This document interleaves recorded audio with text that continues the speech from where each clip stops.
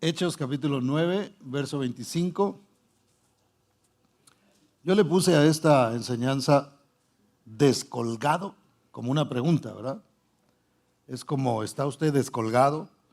Busque a Jesús.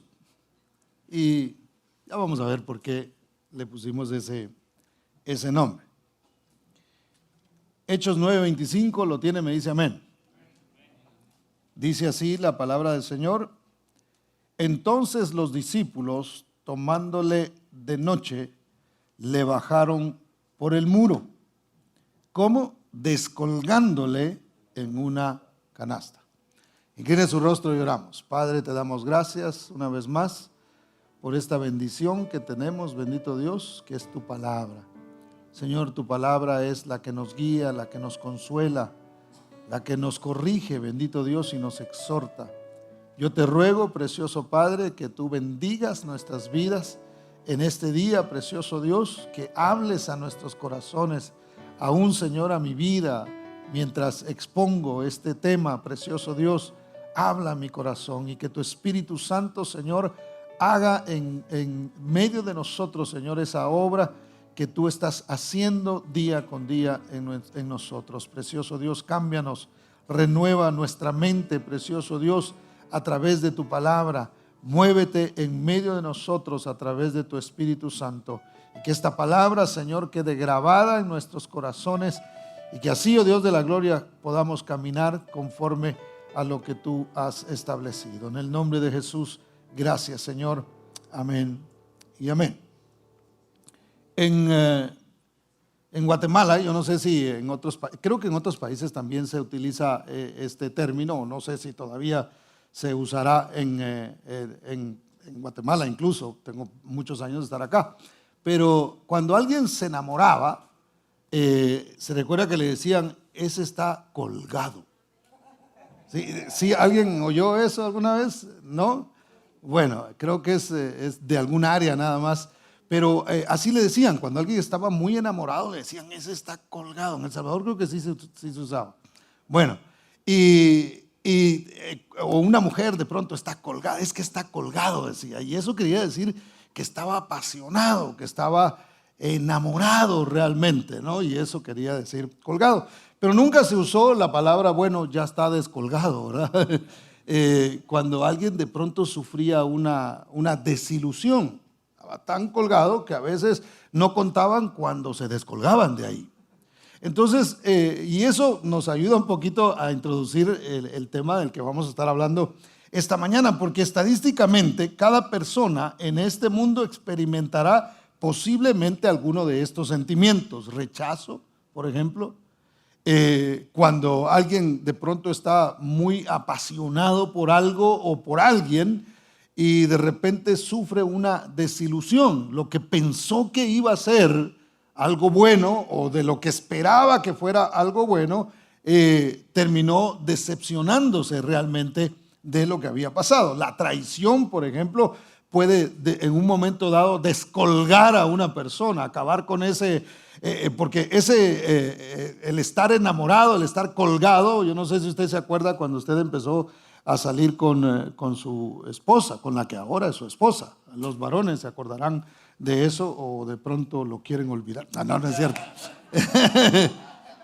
Pero era un enamoramiento tremendo. Entonces, a veces cuando hay una desilusión, hermano, es como caerse de ese pedestal, es como descolgarse de ahí de donde estaba, y todo eso bonito de repente puede convertirse en una decepción.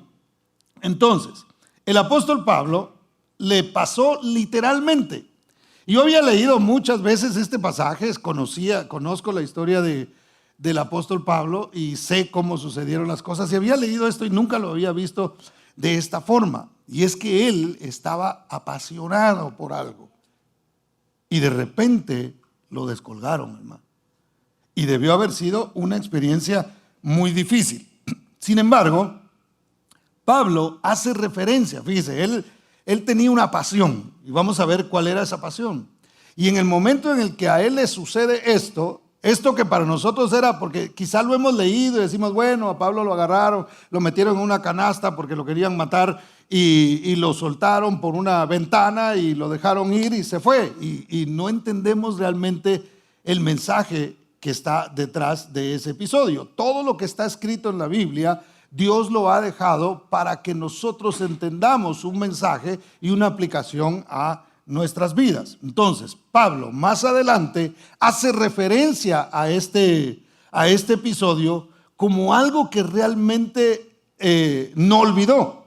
O sea, no fue un pasaje más en su vida, no fue algo que simplemente pasó y bueno, no hubo nada más de eso, sino que hubo un resultado de la experiencia que él tuvo. Yo me atrevería a decir que después de la conversión, esta experiencia fue ultra significativa para él y marcó un antes y un después en su vida. Vaya conmigo a 2 Corintios capítulo 11, versos 30 y 33.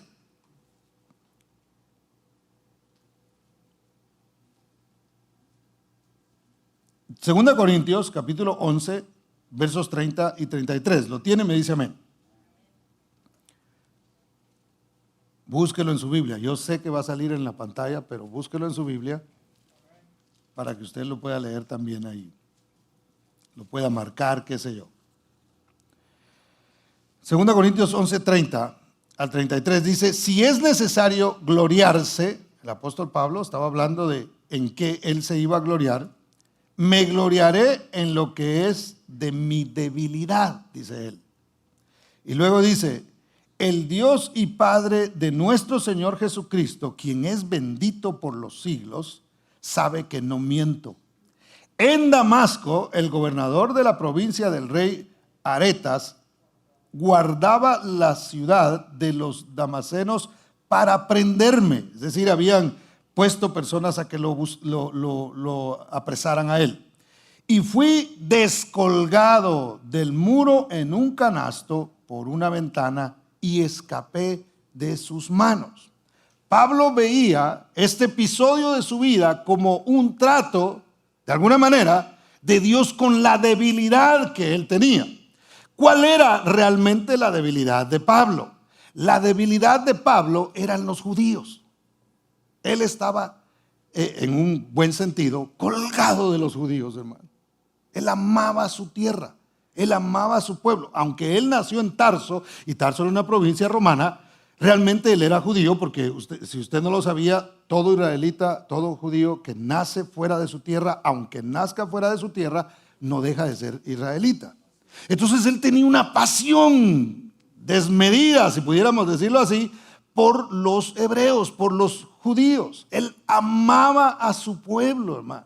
Entonces él dice, eso era, de alguna manera está diciendo, eso era una debilidad en mí. Voy a gloriarme de mi debilidad, porque mi debilidad eran realmente ellos, cuando ellos trataron de matarme. Me rechazaron el mensaje que yo traía y yo tuve que salir descolgado. Ahí sí que en ese momento me descolgaron. Fue para Pablo una experiencia difícil el que él viniera a su pueblo y su pueblo lo rechazara. Pablo, para poder establecer la doctrina que usted y yo hoy conocemos, que las cartas de Pablo son importantísimas para la iglesia, hermano, porque de ahí es de donde nosotros tomamos gran parte de nuestra doctrina, o de ahí deberíamos de tomar nuestra doctrina. Entonces el apóstol Pablo debería experimentar ciertas cosas en su llamado, y lo vamos a ver en un momento. El Señor habla precisamente de cuánto le era necesario a él padecer por su causa. Entonces el apóstol Pablo tenía que experimentar el mismo rechazo que Cristo había recibido, porque a lo suyo vino y los suyos no lo recibieron, mas a los que le recibieron les dio potestad, derecho legal de ser llamados hijos de Dios. Ahí es donde estamos usted y yo, para la honra y la gloria del Señor. ¿Cuántos dicen amén? ¿Cuántos pueden darle un aplauso fuerte al Señor? Entonces el rechazo, las amenazas vinieron como una desilusión para el apóstol Pablo, porque cuando él se convierte, hermano, Cuando él se convierte al Señor, en lo primero que pensó fue en los judíos. En lo primero que pensó fue he tenido esta experiencia, yo tengo que volver a mi pueblo y tengo que volver a mi gente y tengo que hablarles. Había enseñado tanto el judaísmo, había compasión, había actuado religiosamente, hermano. Amaba tanto la religión judaica que cuando viene el cambio a su vida dice, yo tengo que comunicarle a mi gente. Y entonces, siendo ellos su pasión, fue hacia ellos. Ahora, veamos lo que sucedió antes de eso. Vayamos a la conversión de Pablo. Pablo era un asolador. Un asolador es alguien que maltrata. Entonces él era un maltratador. Vaya conmigo a Hechos capítulo 8 y verso 3. Cuando lo tenga me dice amén. Hechos 8:3. Dice así, y Saulo asolaba ¿a quién? La iglesia. Y entrando casa por casa, arrastraba a hombres y mujeres y los entregaba en la cárcel. O sea, su pasión era tal, hermano, por el judaísmo y por su pueblo, que él estaba dispuesto a entrar casa por casa. Se había levantado un movimiento de cristianos que estaban haciendo una diferencia y él los veía como una amenaza hacia el judaísmo, porque israelitas se estaban convirtiendo al cristianismo. Entonces él decía, yo tengo que acabar con el evangelio, yo tengo que acabar con el cristianismo, no me importa si yo mismo tengo que ir casa por casa y sacarlos del pelo, del cuello, yo no sé de dónde los agarraba, pero estaba tan apasionado. Imagínense, Dios puso sus ojos en un hombre que tenía ese tipo de pasión. Y qué interesante, porque pareciera que yo siempre digo que si hubiera sido en el caso mío o de cualquier humano, si mira al apóstol Pablo cómo trataba a los cristianos, es el menos que yo hubiera pensado llamarlo para un apostolado. Pero Dios piensa diferente a nosotros, hermano. Entonces lo que Dios vio en él fue esa pasión. Y dijo, esa pasión tenemos que cambiarla. Tenemos que moverla. Y fíjese, nosotros a veces somos apasionados para ciertas cosas. Y usted ve que hay gente que es apasionada, qué sé yo, para hacer fiestas. Y hay gente que es apasionada para eso y le encanta. Y Dios quiere mover nuestras pasiones para que sean utilizadas para su honra y para su gloria. Dios puede hacer un cambio en su vida y puede hacer un cambio en la mía. Dios puede hacer cambios en las personas que usted ve que están apasionadas por algo y usted les habla de Dios y dicen, no, porque yo tengo esto, y dice usted, esa es su pasión y esa pasión no le permite acercarse a Dios. Bueno, si creemos en el Señor y oramos por esa persona, Dios puede transformar esa pasión y moverla para que sea utilizada para su honra y para su gloria y para predicar a Cristo. Entonces, así de apasionado, para que usted más o menos se haga una idea de cómo era la pasión de Pablo por el judaísmo y por su pueblo, a ese punto llegaba. Dice la Biblia que respiraba amenazas y muerte. Vaya conmigo al capítulo 9, versos 1 y 2. Capítulo 9, versos 1 y 2. Cuando lo tenga me dice amén. Usted es súper rápido, qué bárbaros.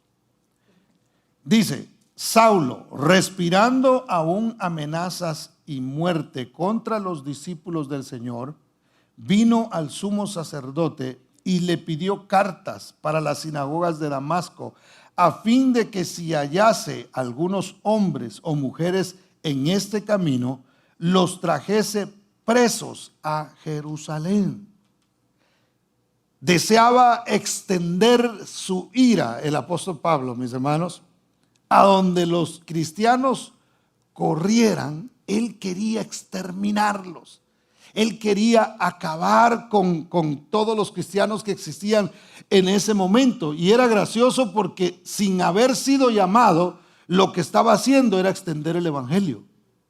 Porque si usted sigue leyendo, la Biblia dice que mientras Pablo los asolaba, la gente corría y a donde corrían iban predicando, hermano.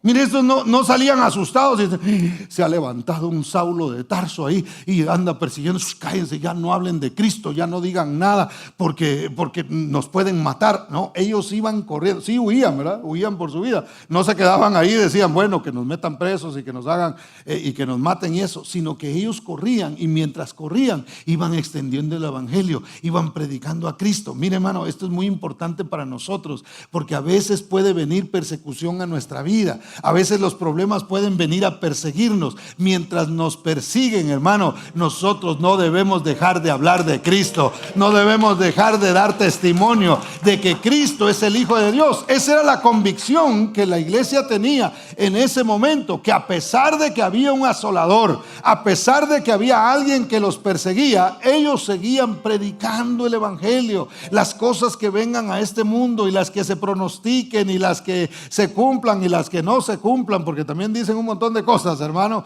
no importa. Nosotros tenemos que seguir dando testimonio mientras estemos aquí. Hemos creído en un Cristo que vive y reina para siempre en nuestros corazones. Hemos creído en un Cristo que no nos deja en las crisis, que no nos deja en la enfermedad, que no nos deja bajo ninguna circunstancia. Venga lo que venga, hermano, tenemos que seguir predicando el evangelio de Jesucristo, porque el Señor es Rey para siempre en nuestras vidas. ¿Cuántos dicen amén?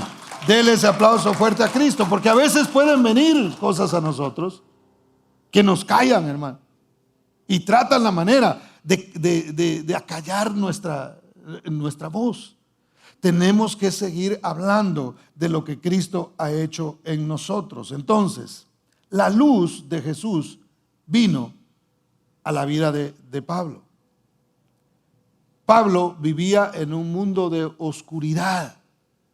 Tenía pasión, pero su pasión se movía en un mundo, en un reino de tinieblas.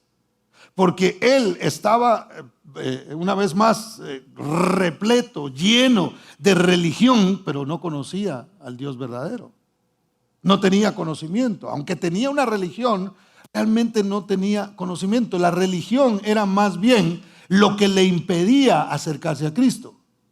Y hay gente que su religión les impide acercarse a Cristo, porque se mantienen en una tradición solamente porque su abuelita les dijo que se tenían que mantener ahí, y le juraron a su abuela de que ahí iban a morir, y no se acercan a Cristo, al Cristo verdadero, por su religión. Llámese cualquier religión que sea, incluso la religión evangélica, hermano, porque si alguien lo toma como una religión, puede ser un impedimento para acercarse y conocer al Cristo verdadero, al Dios de gracia, al Dios de amor, al Dios de misericordia, al que nos alcanzó, nos salvó, y hoy tenemos una relación personal con Él, donde le hablamos todos los días. Todos los días usted y yo hablamos con el Señor. Bueno, yo procuro hablar con Él todos los días, hermano. Todos los días, porque tengo una relación, no tengo una religión. Entonces, Pablo vivía en oscuridad. Y cuando alguien vive en tinieblas, es entendible que viva de esta forma. Es entendible. Mire, no nos tomemos personal cuando alguien nos rechace si le hablamos de Cristo. No nos lo tomemos personal. Simplemente están en oscuridad, y en oscuridad no se puede entender lo que se entiende cuando hemos sido alumbrados por la luz de Cristo. Ahora, yo hablaba con los pastores ayer y les decía que a este tiempo yo comprendo mejor cómo funciona el evangelio. Hay dos reinos. Uno es de luz y el otro es de tinieblas. Nosotros solo tenemos que escoger bajo qué reino nosotros vamos a vivir, bajo qué gobierno nosotros nos vamos a someter. Nosotros vivimos en este país y aquí no podemos decir, no, pero es que en mi país se hace así. Dice, bueno, ese es en tu país, pero aquí estás en Estados Unidos y aquí la ley dice así y así. Pero nosotros podemos tomar la decisión de decir, ok, no me gusta este reino, me voy bajo otro, y se va a vivir a otro país o se regresa a su país, y usted entonces se somete a las leyes de ese país. Así tiene que ser, hermano. Entonces, cuando nosotros comprendemos esto, entendemos cómo funciona el evangelio. Está el reino de la luz donde usted y yo estamos hoy.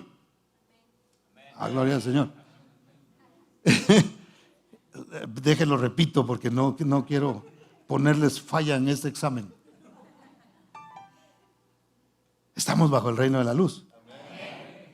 Entonces somos gobernados por la luz. El problema muchas veces es que nosotros queremos tener un pie allá en la luz. Así queremos como que, nomás aquí, Señor, con que con un ojo mire bien, no hay problema, ¿verdad? Y la verdad es que cuando no se mira solo con un ojo, hermano, no se mira completo. Aunque usted puede ver, ¿verdad? Usted cierra un ojo, a ver, cierra un ojo, ¿verdad? Pero hay algo que usted se está perdiendo. Yo me acuerdo de un muchacho que en El Salvador le dieron un balazo. Él pertenecía a la guerrilla salvadoreña y le dieron un balazo acá y le quemaron un ojo. Entonces él, aunque tenía los dos ojos, con uno no veía. Y me recuerdo que en una ocasión estábamos en una sala y él sentado volteó a ver y yo vi que se golpeó con el brazo del sillón, del sofá. Y yo me le quedé viendo y me sorprendí. Y me dijo, lo que pasa es que no veo con este ojo. Y por no tener esa habilidad, obviamente se golpeaba.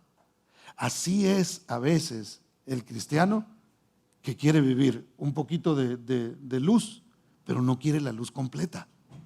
Se va a golpear en su caminar. Hay cosas que se las va a perder porque no las mira, no las alcanza a ver. Entonces permitamos que la luz de Dios nos alumbre todos los días, hermano, para que nosotros también podamos ser luz a otras personas. ¿Cuántos dan gloria al nombre del Señor? Denle ese aplauso a Cristo porque Él es bueno. Entonces, la luz vino a la vida de Saulo o Pablo. Saulo y Pablo son la misma persona. Veamos versos 3 y 4. Dice, mas yendo por el camino, aconteció que al llegar cerca de Damasco, repentinamente le rodeó un resplandor de luz del cielo. Y cayendo en tierra, oyó una voz que le decía, Saulo, Saulo, ¿por qué me persigues? Este fue el primer golpe, hermano. Y el primer golpe lo recibe del mismo Señor. Mire qué tremendo esto. Porque Dios, cuando quiere algo con alguien, hermano, va a tratar con la persona.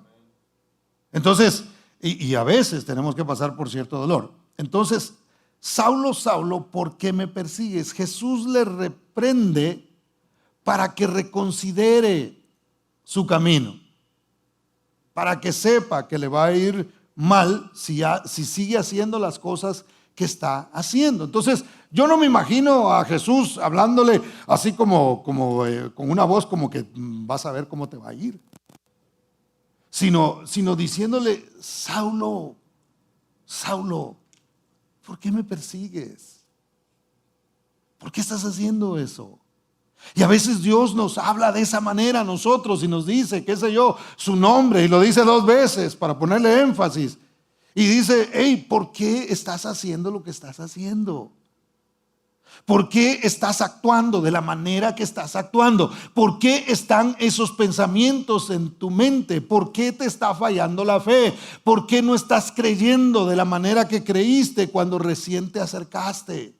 A veces Dios va a traer cierta reprensión a nuestra vida hablándonos de esa manera. Y mire lo que le dice el verso 5, porque el mismo Señor le dice, Saulo, te estás golpeando a ti mismo. Mire el verso 5, dice, y le dijo, ¿quién eres, Señor? Y le dijo, yo soy Jesús a quien tú persigues. Dura cosa te es dar coces contra el aguijón. Una pasión no rendida a Dios puede llegar a causar mucho dolor, hermano. Entonces el Señor le dice, Saulo, ¿por qué tú me estás persiguiendo? Mira, tu pasión, esa pasión que tú tienes, ese amor desmedido, esa religión que tú tienes, lo único que te está causando lo único que va a causar en ti es dolor. Ya te amargaste. Ahora ya golpeas gente, ahora ya estás de acuerdo con que maten gente, ahora ya estás de acuerdo con que hagan esto. Mira, te está dañando tu corazón. Esa pasión que tú tienes, en lugar de traerte satisfacción, lo que te está trayendo es amargura.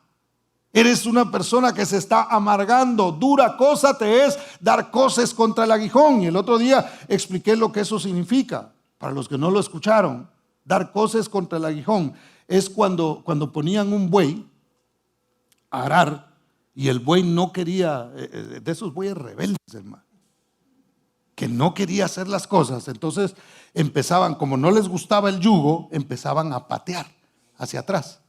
Entonces donde pateaban hacia atrás, lo que hacían los dueños de los terrenos era que le ponían unas estacas bien puntudas, hermano. Entonces donde los bueyes pateaban hacia atrás, lo que hacía era que se reventaban las piernas, las patas, se golpeaban ellos mismos. Entonces eso les ayudaba a ellos a decir, a pensar dos veces antes, por muy bueyes que fueran, hermano, pensaban. Decían, no, si yo tiro esta patada, cada vez que la tiro, siento dolor. Entonces, en lugar de liberarme y en lugar de cambiar las cosas, lo que estoy haciendo es que me estoy golpeando a mí mismo. Entonces, así pasa cuando nosotros no rendimos una pasión al Señor. Cuando estamos colgados de algo, hermano, y no queremos descolgarnos de ahí.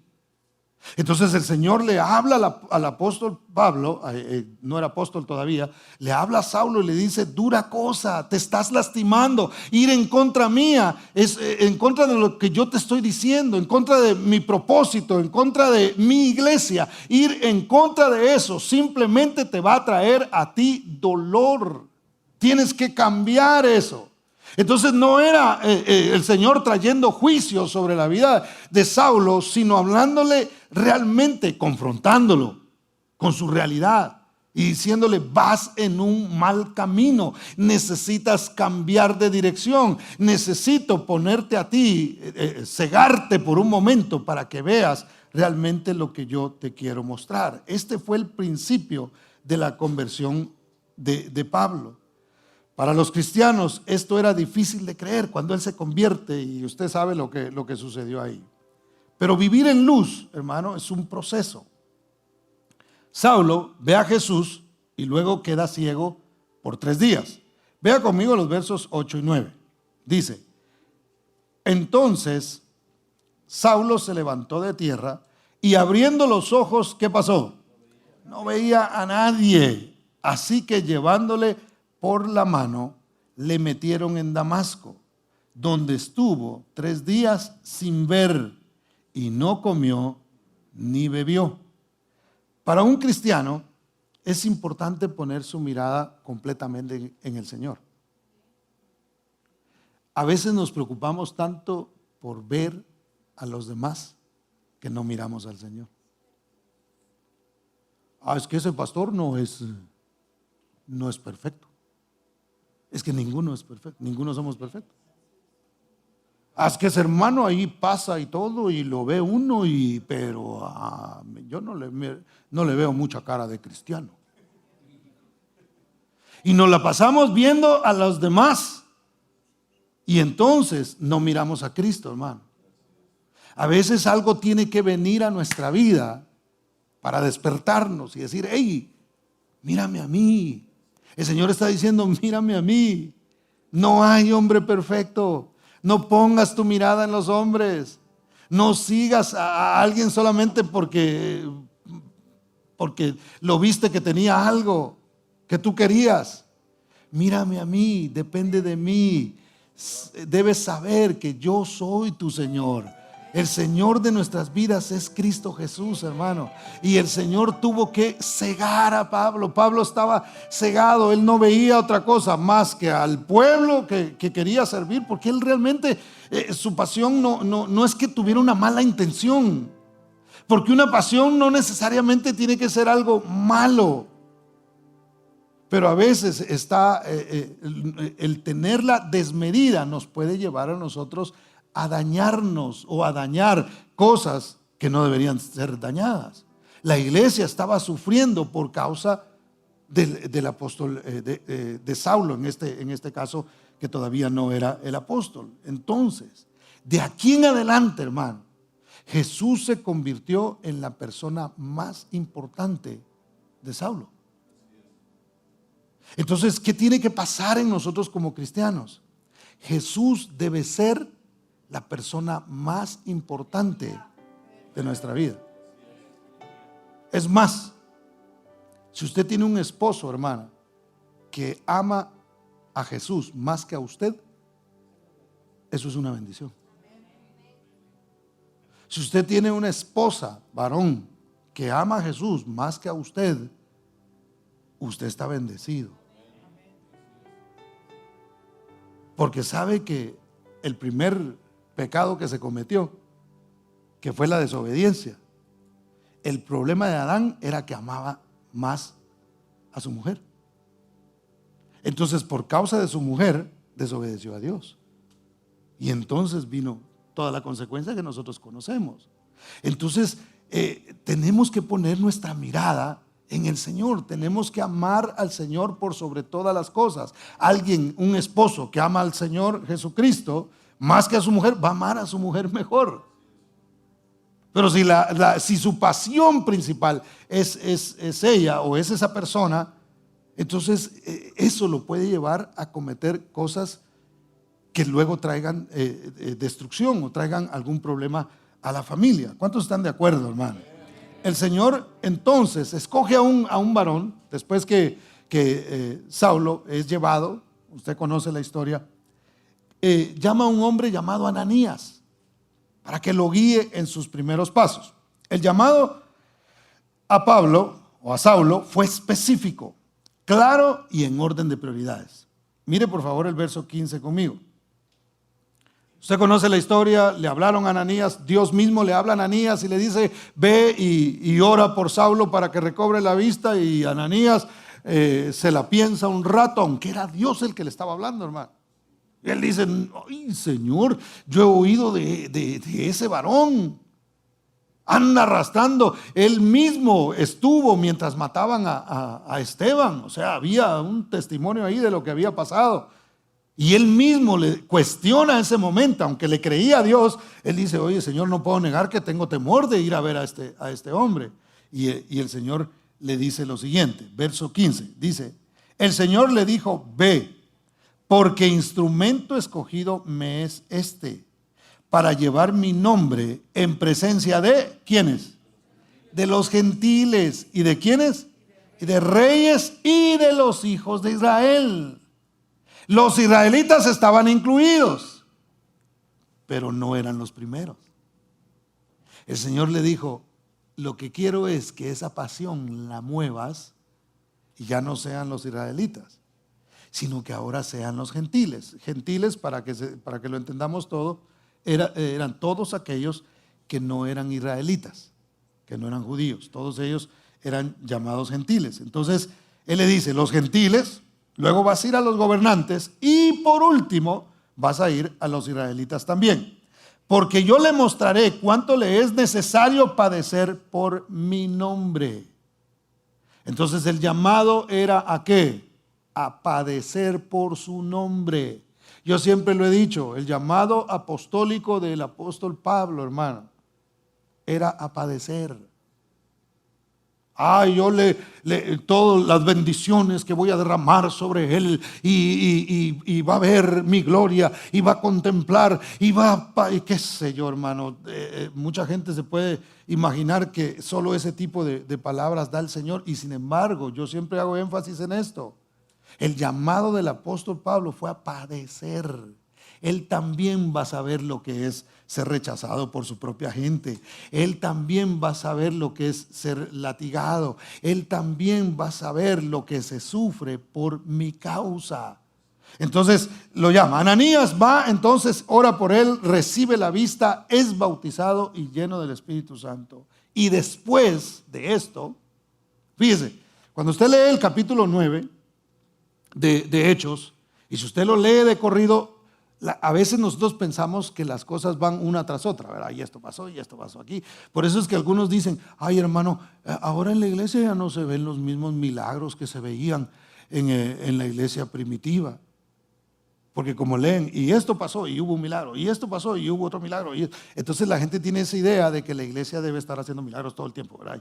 Y iglesia milagrera de la fe en Cristo Jesús, y qué sé yo, y tiene que estar todo el tiempo. Y el libro de los Hechos tardó 38 años en ser escrito. Entonces los milagros no pasaban de la noche a la mañana. Entonces dice la Biblia que después que Pablo fue bautizado, lleno del Espíritu Santo, se reunió con los discípulos y enseguida, dice la palabra, que comenzó a predicar. Pero realmente no fue enseguida, sino que algo pasó antes de eso. Vaya conmigo a Gálatas capítulo 1, versos 15 al 18. Porque el desierto es necesario para conocer la voluntad del Señor, hermano. ¿A cuánto les gusta el desierto?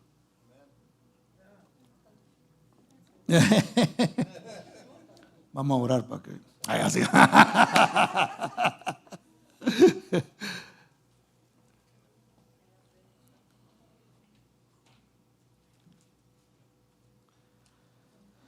El desierto es necesario para conocer la voluntad del Señor. Gálatas 1, 15 al 18. ¿Qué pasa después de la conversión del apóstol Pablo? Dice: pero cuando agradó a Dios, que me apartó desde el vientre de mi madre y me llamó por su gracia, revelar a su Hijo en mí, para que yo le predicase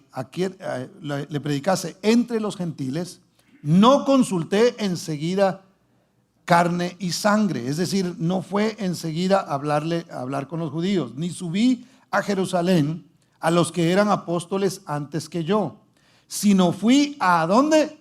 A Arabia, y volví de nuevo a Damasco. Después, pasados 3 años, subí a Jerusalén para ver a Pedro y permanecí con él 15 días.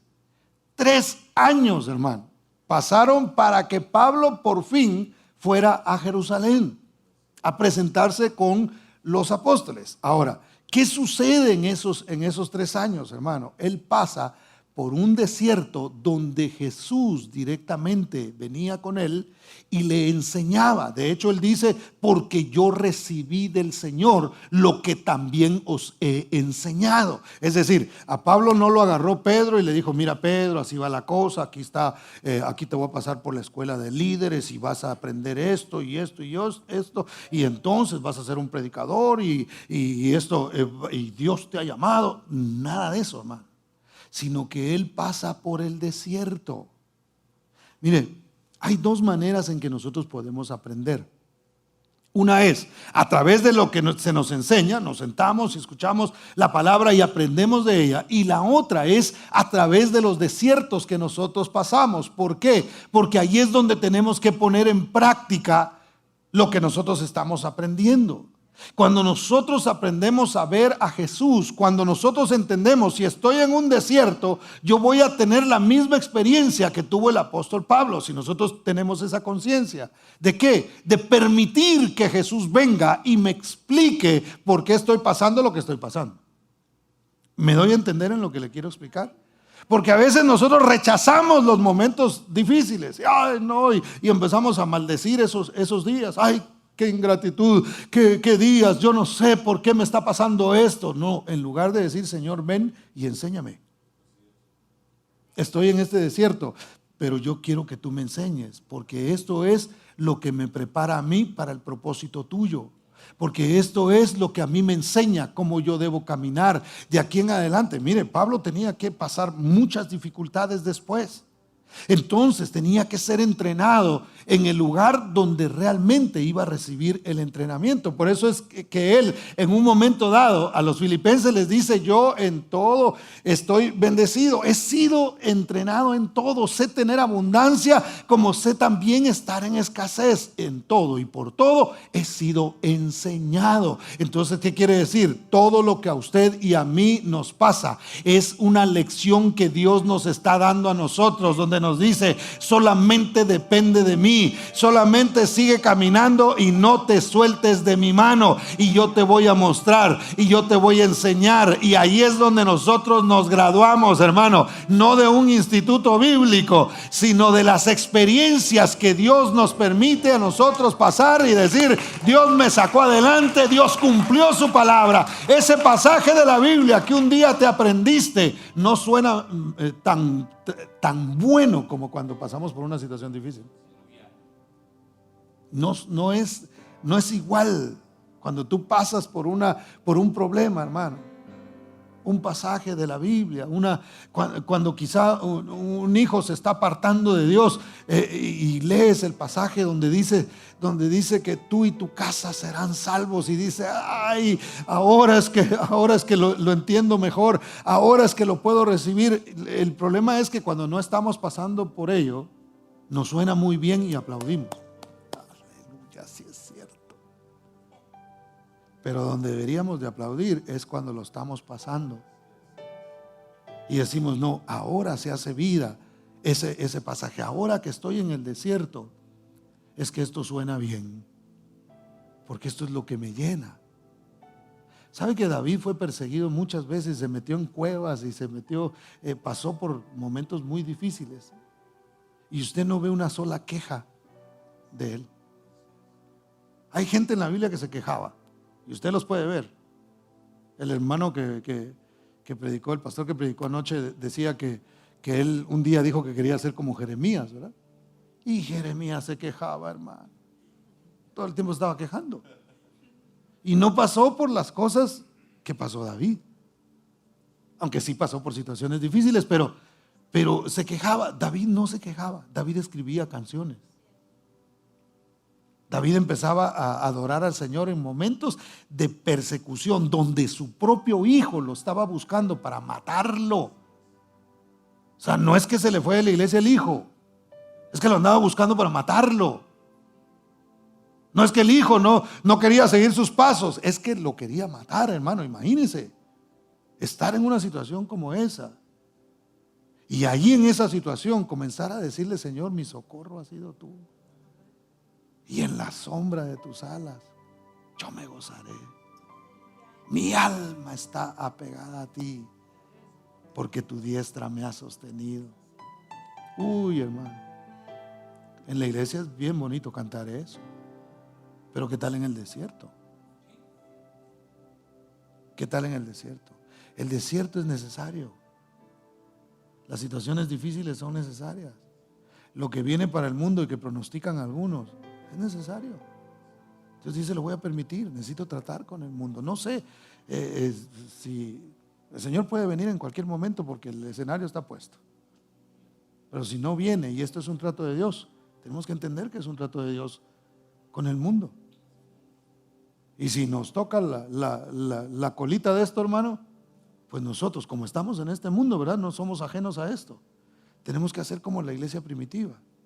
Hey, cubrámonos de lo que es peligroso, sin dejar de hablar de Cristo, sin dejar de confiar en Él, sin dejar de decir, Señor, aunque ande en valle de sombra de muerte, no temeré mal alguno, porque tu vara y tu cayado me infundirán aliento. Tú me guiarás donde quiera que yo vaya. ¿Cuántos dan gloria al nombre del Señor, hermano? 3 años. ¿Cuánto estuvo Jesús en el desierto, hermano?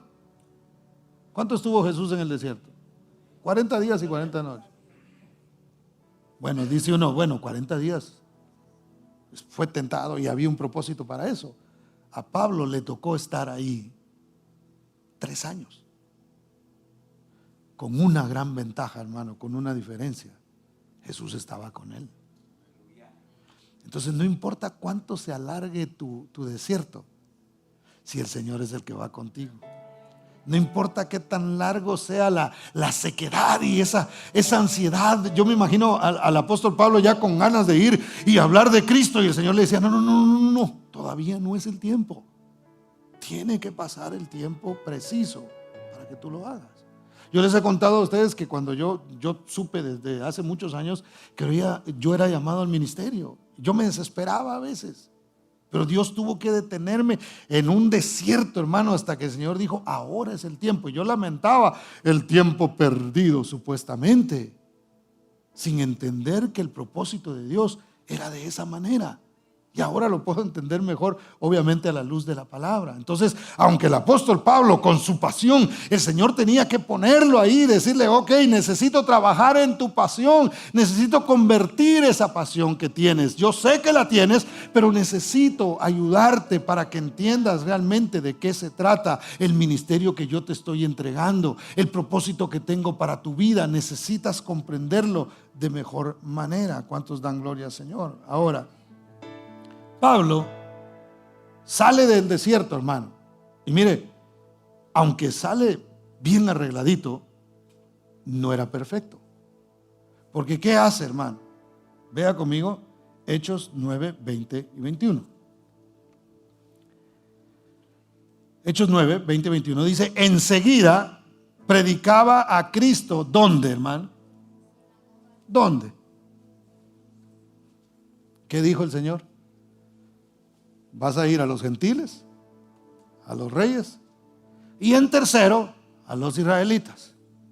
Allá va el apóstol Pablo a buscar a los de la sinagoga. Estaba colgado de los judíos, hermano. Su pasión eran ellos. No le importaba a nadie más, le importaban ellos. Y entonces dice la Biblia que va a las sinagogas diciendo que este era el Hijo de Dios. Y todos los que lo oían estaban atónitos y decían, ¿no es este el que asolaba en Jerusalén a los que invocaban este nombre? A eso vino acá, para llevarlos presos a los principales sacerdotes. Los judíos estaban sorprendidos del mensaje de Pablo. Y Pablo lograba demostrarles que Jesús realmente, él llegó, yo me imagino que llegó ahí con la Torá, con el Antiguo Testamento, y empezó a decirles, miren, esto aquí habla de Cristo. El cordero inmolado realmente es Cristo Jesús. Y les explicaba la escritura y ellos se quedaban asombrados. No tenían cómo. Él ganaba los argumentos, pero no ganaba el corazón de ellos. Miren qué interesante esto. Porque lograba, él no le podían refutar nada. Ellos, bueno, pero igual nos confunde esto. Nosotros no entendemos. No funcionaba el ministerio de Pablo en ese momento porque no estaba bajo la voluntad del Señor. No estaba haciendo lo que Dios le había dicho que hiciera. Él no estaba siguiendo los lineamientos. Su pasión, aunque la pasión estaba ahí y Dios no le estaba quitando la pasión, simplemente la estaba redireccionando para que caminara conforme a su voluntad. Y Pablo a fuerza quería hacer lo que su pasión le decía. Y entonces, hermano, seguía golpeándose. ¿Por qué? Porque lo que recibía de ellos realmente era rechazo. Mire el verso 23, dice, pasados muchos días los judíos resolvieron en consejo ¿qué? Darle un premio por lo que había pasado. No, matarle, hermano. Y es aquí donde Pablo es echado entonces de ahí y es descolgado. Y ocurre, vea conmigo una vez más el verso 24 y 25, dice, pero sus acechanzas llegaron a conocimiento de Saulo y ellos guardaban las puertas de día y de noche para matarle. Entonces los discípulos, tomándole de noche, le bajaron por el muro, descolgándole en una canasta. Eso para Pablo fue una desilusión.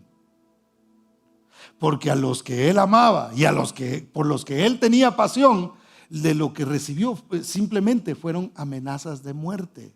Entonces Pablo, mire, Dios habla en medio de cualquier circunstancia. Entonces Dios de alguna manera le estaba diciendo, Pablo, es tiempo de salir de aquí descolgado. Es tiempo de que sueltes esta pasión que tú tienes por ellos. Y debió haber sido bien difícil, hermano. Porque cuando usted le quiere hacer bien a alguien y la persona rechaza, qué feo se siente, ¿no? ¿Alguna vez usted ha querido saludar a alguien y le negaron la mano? Uy, hermano. Es uno va y así como que...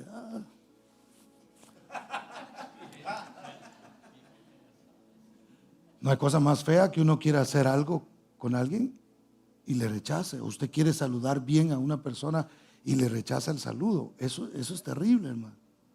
Eso es feo. Eso trae una decepción. Gente, por ejemplo, que a veces tiene pasión por los por los jugadores de fútbol o por un artista, hermano. Y ay, ahí está fulano y van detrás de él, ¿verdad? Y de repente el fulano pasa.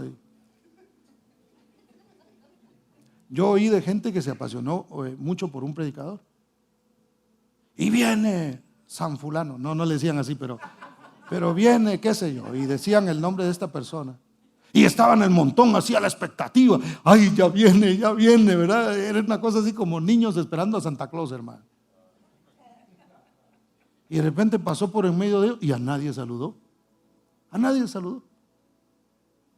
Y uno por ahí dijo, ve, dijo. Pero ni siquiera nos volteó a ver, dijo. Desilusión, descolgado. Entonces a veces Dios nos tiene que descolgar para que nosotros entendamos. Tiene que venir una decepción a nuestra vida. A veces la traición que tú viviste, hermano, la decepción que tú tuviste, de alguna manera se puede convertir en una bendición para ti. Cosas que a nosotros nos pasaron en algún momento dado, hermano. Rechazos que nosotros recibimos de gente a la que apreciábamos, de gente a la que amábamos, hermano. No te amargues el corazón.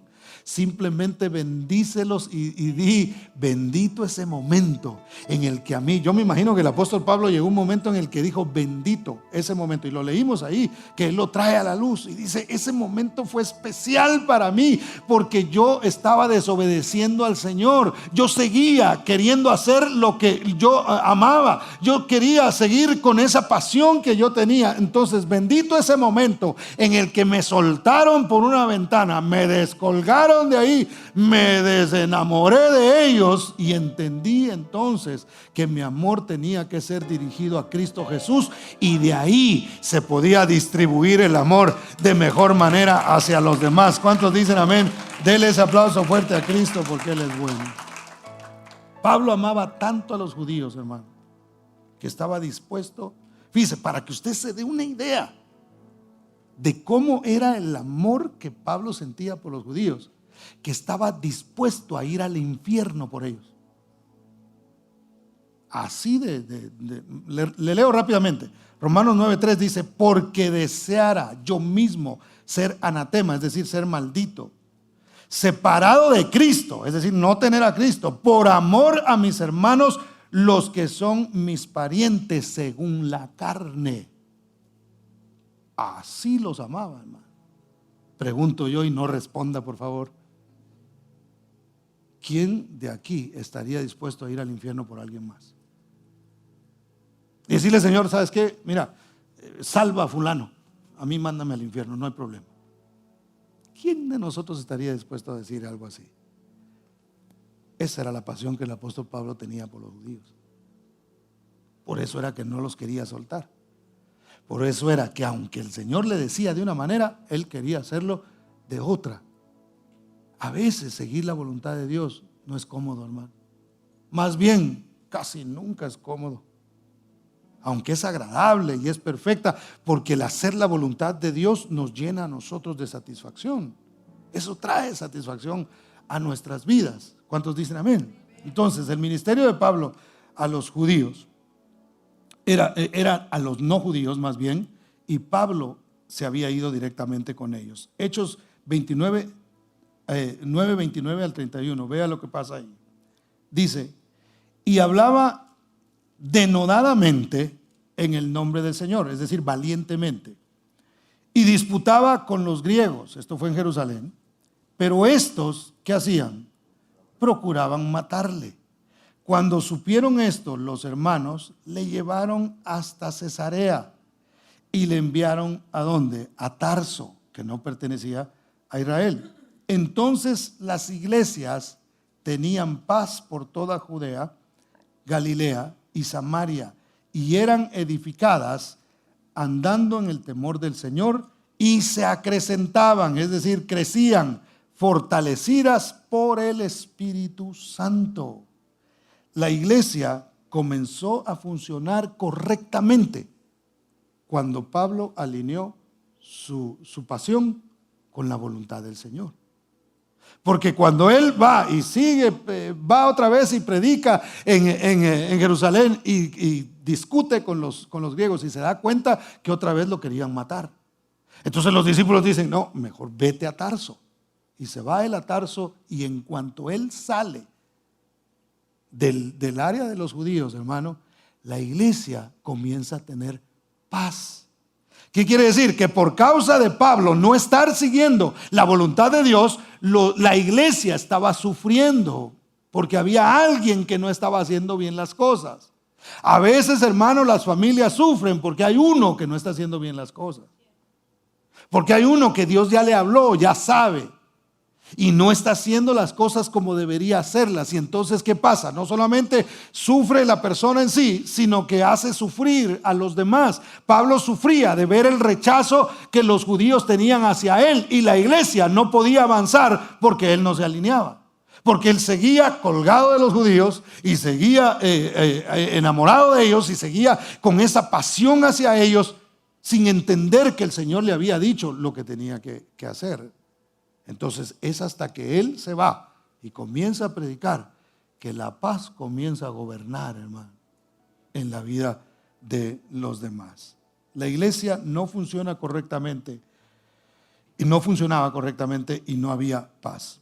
Pablo pudo ver que después de haber conocido a Cristo, la experiencia más fuerte que hubo en su vida fue haber recibido ese rechazo, porque la carga fue quitada.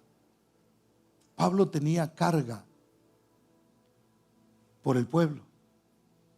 Y fíjense, los ministros tenemos que poner esto en práctica, porque nosotros tenemos carga, pero tenemos que guiar nuestra pasión, ponerla en manos del Señor. Un ministerio pastoral ha matado gente, hermano. El ministerio ha matado gente. Usted no está para saberlo ni yo para contarlo, pero hay muchos pastores que han muerto de ataques al corazón. Han sufrido mucho porque se han tomado la carga. Su pasión era lo que los traía. Estaban colgados del pueblo en lugar de enamorarse de Cristo.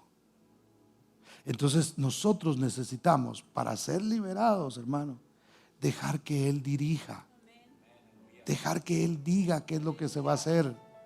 Mire, el Señor dijo, tomen mi yugo porque mi yugo es fácil y ligera mi carga.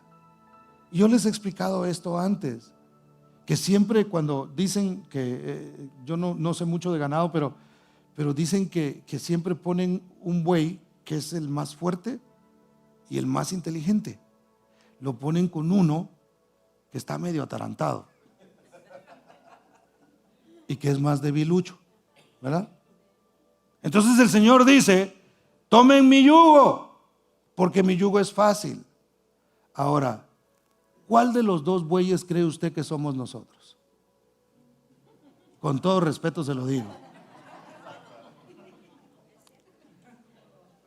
El más atarantado. Entonces, fíjese, si el otro quiere gobernar, entonces no se puede, porque está tratando el fuerte y el inteligente está tratando de dirigir, pero el otro quiere ir por otro lado y entonces los surcos van a salir así, ¿verdad? Porque no hay acuerdo ahí. Entonces, ¿qué hay que hacer? Hay que decir, hay que dejar que el que tiene más inteligencia, que el que tiene más sabiduría y más experiencia, el anciano de días, sea el que dirija nuestra vida. Debemos decirle al Señor, Señor, yo voy a dejarme dirigir por ti. Pablo insistía en dirigir él y en decir él cómo se hacían las cosas, porque su pasión lo llevaba hacia ahí, hasta que el Señor le permite pasar por una excepción y decir, déjame que yo dirija. Yo dije, gentiles.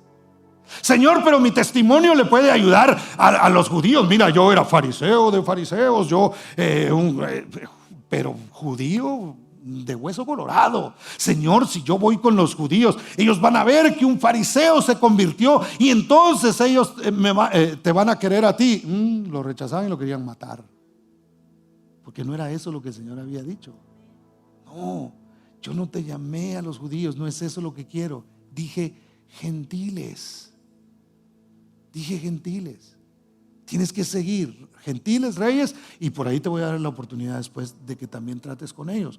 Por eso hay una carta que es carta a los hebreos, que es anónima, y algunos piensan que pudo haber sido el apóstol Pablo el que la escribió. Anónima porque sabía que por más que les hablara lo iban a rechazar. Entonces es muy posible que el apóstol Pablo haya escrito esa carta a los hebreos, pero hasta que se alineó con la voluntad del Señor, hasta que entregó su pasión, hasta que una decepción y un rechazo le enseñaron que tiene que seguir al Señor y seguir su voluntad, eso es más importante. Tomad mi yugo sobre vosotros y aprended de mí, que soy manso y humilde de corazón, dijo el Señor, y entonces hallaréis descanso para vuestras almas. Pablo no descansó hasta que entendió que tenía que enamorarse de los gentiles, que su pasión la tenía que llevar hacia ahí, primeramente del Señor, como lo hemos mencionado, pero su pasión tenía que ser redirigida hacia la voluntad del Señor. Entonces Dios no quiere quitarte la pasión que tienes, quiere redireccionarla para que lo ames a Él por sobre todas las cosas, y de esa manera obedezcas en lo que Dios te está diciendo que debes hacer, y obedezcamos. Póngase de pie, por favor.